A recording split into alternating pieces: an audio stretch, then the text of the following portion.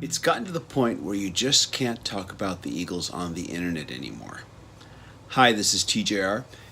Last week I posted a video where I discussed the upcoming 40th anniversary re-release of the Eagles album Hotel California. This was a spoken word video where I just simply talked about the release and did not include any audio samples from any Eagles songs. Why? Because I know better. The Eagles are well known for defending their copyrights, and as a musician and as a songwriter, I understand this and I support defending your copyrights as a musician.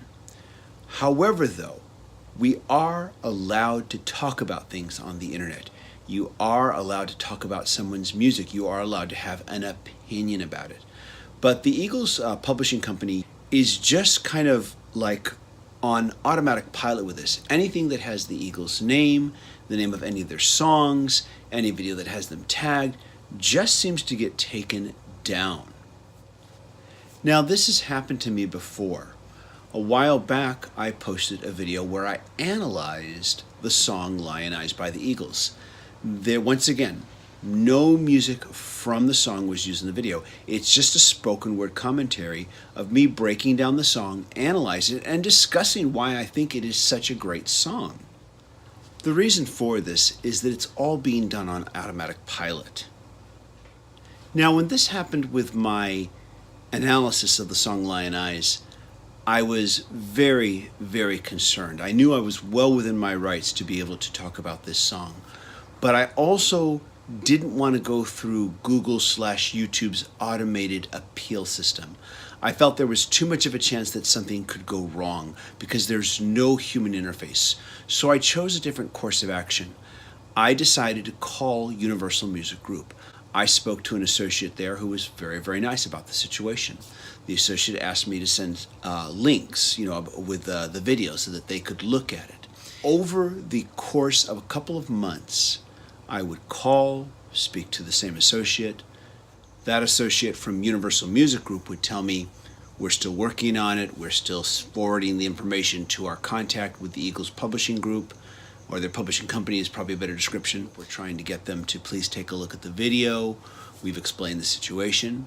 This went on for quite a number of months, maybe 4 months, I think. But finally, they got the publishing group, or whoever it is within the Eagles, camp, whoever is their person, to see the video and to remove the block from the video so that it could continue to be seen.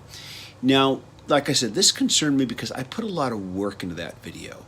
Now, with this video here about the album being re-released, I'm not as concerned, even though I have every right to talk about it, because videos like that have a limited shelf life, to be honest. Once it comes out, who's going to really care about hearing me talk about the fact that it's coming out soon?